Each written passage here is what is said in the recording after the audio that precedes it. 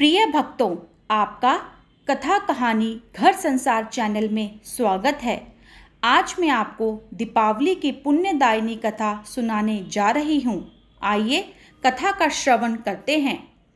एक दिन शौनकादि ऋषियों ने सनत कुमार जी से पूछा, हे भगवान, दिवाली के अवसर पर श्री लक्ष्मी जी के साथ साथ अन्य देवी देवताओं का पूजन क्यों किया जाता है, जबकि दीपावली का पर्व विशेषतः लक्ष्मी पूजन का है। ऋषियों की इस शंका को सुनकर सनत कुमार जी कहने लगे, हे ऋषियों, समय पाकर जब दैत्यराज बलि ने अपने भुजबल से अनेकों देवताओं को बंदी बना लिया, तो कार्तिक अमावस्या के दिन स्वयं विष्णु भगवान ने वामन रूप धारण कर उसे बांध लिया और समस्त बंदी बनाए गए देवताओं को कारागृह से मुक्त कर दिया। कारागृह से मुक्ति पाकर सभी प्रमुख देवों ने क्षीर सागर में लक्ष्मी सहित विश्राम किया। इसी कारण दीपावली के दिन लक्ष्मी पूजन के साथ देवताओं के पूजन तथा शयन की भी व्यवस्था करनी चाहिए। ऐसा करने से लक्ष्मी अन्य देवताओं के साथ वहीं विश्राम करती हैं। लक्ष्मी जी तथा देवताओं के शयन के लिए शैया बिछानी चाहिए, जिसको कि किसी प्राणी के लिए प्रयोग न किया गया हो। उस पर सुंदर नवीन वस्त्र व चादर बिछाकर तकिया तथा रजाई आदि लगानी चाहिए।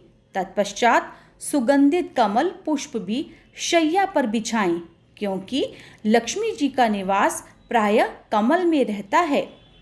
ऋषियों ने पुनः प्रश्न किया, हे भगवान, राजा बलि ने लक्ष्मी जी अथवा देवताओं को अपने वश में कर लिया, तो फिर लक्ष्मी जी ने उसका त्याग क्यों किया?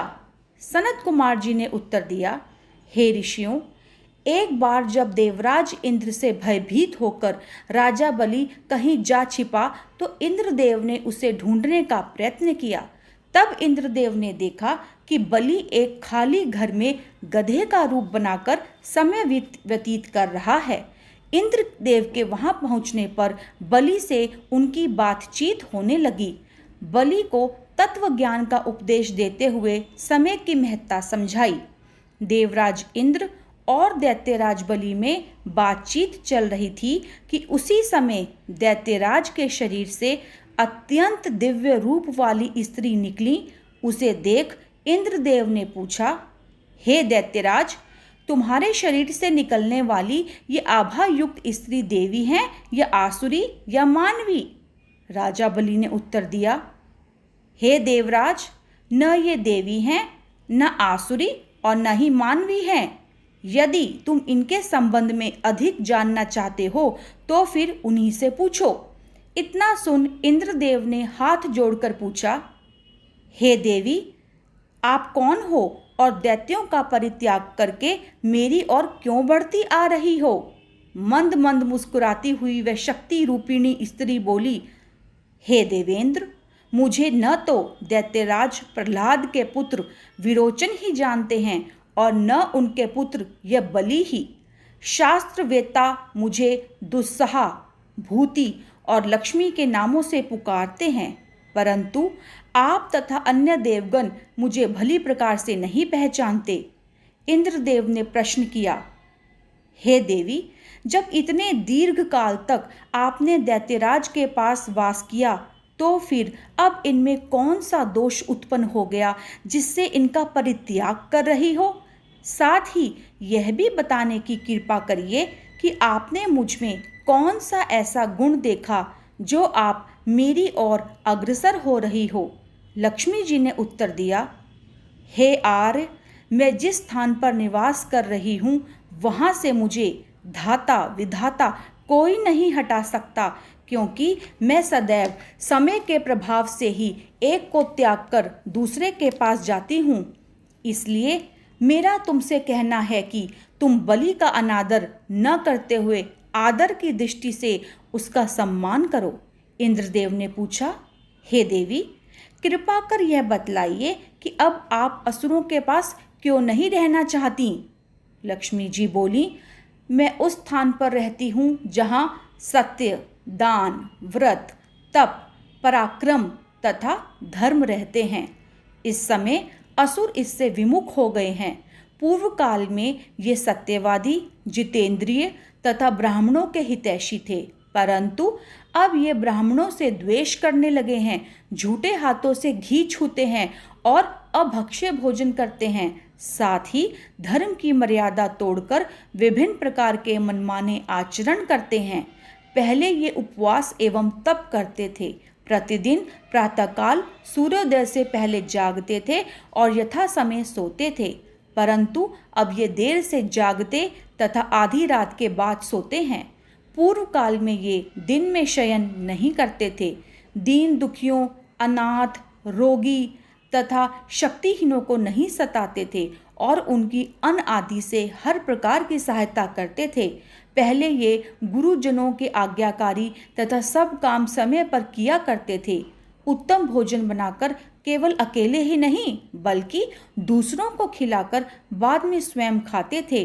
प्राणी मात्र को समान समझते हुए सरलता, चतुरता, सौहार्द, उत्साह, निरअहंकार, सत्य, क्षमा, दया, दान, तप एवं वाणी में सरलता आदि सभी गुण विद्यमान थे, परंतु अब इनमें आलस्य, निद्रा, अप्रसन्नता, असंतोष, कामुकता तथा विवेकहीनता आदि दुर्गुणों की एकता बढ़ गई है।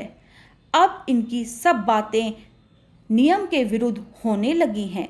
बड़े बूढ़े का सम्मान व आज्ञा पालन न कर उनका अनादर करते हैं। गुरुजनों के आने पर आसन छोड़कर खड़े नहीं होते। संतान का शास्त्रोक्त विधि से पालन पोषण नहीं करते।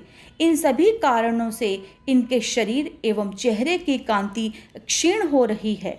पर स्त्री गमन और पर स्त्री हरण, जुआ, शराब, चोरी, डकैती आदि दुर्गुण अधिक आ जाने के कारण इनकी धार्मिक आस्था कम हो गई है। अतः हे देवराज, मैंने निश्चय किया है कि अब इनके घर में वास नहीं करूंगी। इसी कारण दैत्यों का परित्याग करके मैं तुम्हारी ओर आ रही हूँ। इसलिए तुम प्रसन्नतापूर्वक मुझे अंगीकार करो।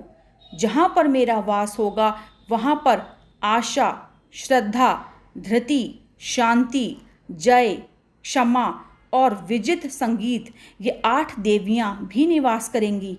अब समस्त देवताओं के अंदर धार्मिक भावना अधिक बढ़ गई है, इसलिए अब मैं तुम्हारे यहाँ ही निवास करूँगी।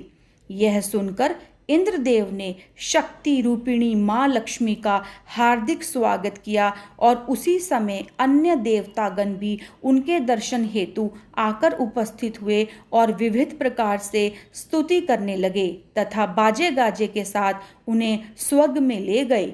सनत कुमार जी कहते हैं कि हे ऋषियों, बस उसी समय से संसार में धर्म तथा सुख शांति की भावना देवी भगवती की कृपा से जागृत हो गई। प्रिय भक्तों, अगर आपको दीपावली की कथा सुनकर दिव्यता की अनुभूति हुई है तो कमेंट बॉक्स में जय माँ लक्ष्मी का जयकारा अवश्य लगाएं। धन्यवाद।